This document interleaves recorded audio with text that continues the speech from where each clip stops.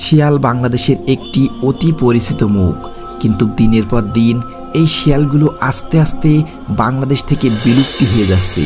আর কিভাবে বা বিলুপ্তি হচ্ছে, তাই আজকের এই ভিডিওতে আমরা আলোচনা করব।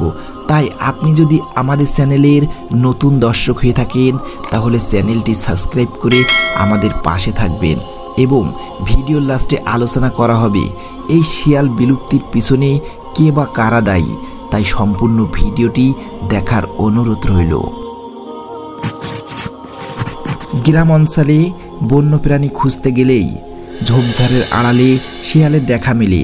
তাদের চমকে না দিলে দৌড়ে পালায় না, বরং নির্দিষ্ট দূরত্ব থেকে মানুষের দিকে তাকিয়ে থাকে। বিভিন্ন সময়ে শিয়ালের ডাক শোনা গেলেও সচরাচর তাদের সামনাসামনি দেখার সুযোগ হয় কম। এই আধুনিক সময়ে মানুষ শিয়ালের সঙ্গে খুব একটা পরিচিত না। গ্রামীণ পরিবেশেও তাদের উপস্থিতি অনেক কমে আসছে। তবে রূপকথা বা স্থানীয় গল্প কাহিনীতে প্রখর বুদ্ধির অধিকারী হিসেবে পরিচিত এই প্রাণী আমাদের দেশে লোকমুখে প্রচালিত নানা গল্পের কারণে অধিকাংশ মানুষ এখনও এই প্রাণীকে হিংস্র মনে করে। বাস্তবে এটি অত্যন্ত লাজুক স্বভাবের, তবে মাঝে মাঝে জনসম্মুখে চলে আসে তারা। তাদের জীবনাচরণ অনেক কিছু এখনও রহস্যই ঘেরা। শিয়াল দল বেঁধে থাকতে পছন্দ করে। দলের প্রতিটি সদস্য একে অপরের সঙ্গে নানা শব্দ ও জটিল অঙ্গভঙ্গির মাধ্যমে যোগাযোগ স্থাপন করে থাকে। কখনো কখনো দেখে মনে হয় তারা একে অপরের সঙ্গে কথা বলছে। নির্দিষ্ট সময়ে একই সঙ্গে ডেকে ওঠার মাধ্যমে অন্যান্য শিয়ালদের কাছে নিজেদের এলাকা চিহ্নিত করে। তা যে কোনো পরিস্থিতির সঙ্গে খাপ খয়ে নিতে পারে। শিয়ালের গায়ের রং মাটির সঙ্গে সাদৃশ্যপূর্ণ হওয়ায় তাদের আড়াল করতে সুবিধা হয়। শীতকালে তাদের গায়ের রঙের পরিবর্তন হয়। গায়ের লোমের সংখ্যা বেড়ে যাওয়ায় শীত তাদের কাবু করতে পারে না। শরীরের বিভিন্ন অংশের কালো রঙের উপস্থিতি পরিবেশের সঙ্গে মিশে যাওয়ায় সুবিধা আরও বাড়িয়ে দেয়। গ্রীষ্ম আসামাত্র বালটি লোম ঝরে গিয়ে তার চিরচেনা রূপ ফিরে পায়। একটা সময় গ্রামে গ্রামে অনেক শিয়াল দেখা যেত। একটি দলে যেখানে কখনো অনেক বেশি শিয়াল থাকতো, এখন 4-5টা শিয়াল একসঙ্গে দেখা যায় না। অবশ্যই কারণও আছে। নবায়ন বাস্তবায়নের অভাব, সীমিত খাদ্য ইত্যাদি নানা কারণে শিয়ালের দলগুলো ক্রমশ ছোট হয়ে আসছে। বৈশাখ ও জ্যৈষ্ঠ মাসে শিয়ালের বাচ্চা প্রসবের সময় ঘাসবন কিংবা পরিত্যক্ত স্থানগুলোতে গর্তের মধ্যেও বাচ্চা লালন পালন করতে দেখা যায় তাদের।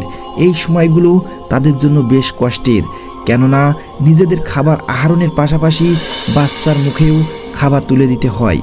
এজন্য তাদের দূর প্রান্তে খাবারের সন্ধানে ঘুরে বেড়াতে হয়। মা বাবার অনুপস্থিতিতে ছানাগুলো নির্দ্বিধায় খেয়ে বেড়ায়। বিপদ বুঝলেই ঝোপের মধ্যে গা লুকায়। শিয়াল বন্য প্রাণী হলেও মানুষের আশেপাশে থাকতে বেশি পছন্দ করে। প্রকৃতি থেকে বিভিন্ন প্রাণী হারিয়ে যাওয়ার মানুষের উৎকৃষ্ট অংশ এখন তাদের প্রধান খাবার। এই খাবারের জন্য প্রতিনিয়ত তাদের রাস্তায় কুকুরের সঙ্গে সংঘর্ষে লিপ্ত হতে হয়। শিয়াল অত্যন্ত নিরীহ প্রাণী, ফলে কুকুরের সঙ্গে পেরে ওঠে না, তারা দ্রুত পালিয়ে যায়। এরা সাধারণত মাংসাশী প্রাণী। এদের প্রধান খাবার মৃত প্রাণীর মাংস, খরগোশ, ইঁদুর, টিকটিকি, মুরগি, হাঁস ইত্যাদি। তবে জলজ প্রাণী কাঁকড়া এদের প্রিয় খাবার। খাল, বিল, নদ নদী এবং হাওরের পাশে এরা গর্ত থেকে নিজেদের লেজ ফাঁদ হিসেবে ব্যবহার করে কাঁকড়া ধরে। শিয়াল বিলুপ্তি হওয়ার কারণ, আধুনিক পদ্ধতিতে হাঁস মুরগি পালনের কারণে এরা আর সহজে তাদের খাবারও চুরি করে খেতে পায় না। ফলে বাসস্থান আর খাদ্যভাবে এরা এখন বিপন্ন কিংবা বিলুপ্তি প্রাণী হিসেবে শোনা যায়। এখন অনেকের প্রিয় খাবার শিয়াল। প্রতিনিয়ত এরা শিকারে পরিণত হচ্ছে, বেঘুরে প্রাণ দিচ্ছে এবং মানুষের আবাসস্থল তৈরি করার ক্ষেত্রে এদের বাসস্থানের সংখ্যা অনেক কমে যাচ্ছে। তাই এরা এখন অতি বিলুপ্তির পথে চলে এসেছে। বাংলাদেশে আগে যেমন শিয়াল দেখা যেত, এখন আর তেমন দেখা যায় না। তার একটাই কারণ, এখন তাদের পর্যাপ্ত পরিমাণে বাসস্থল, খাদ্যাভ্যাস না থাকার কারণে এরা এখন বিলুপ্তির পথে চলে যাচ্ছে।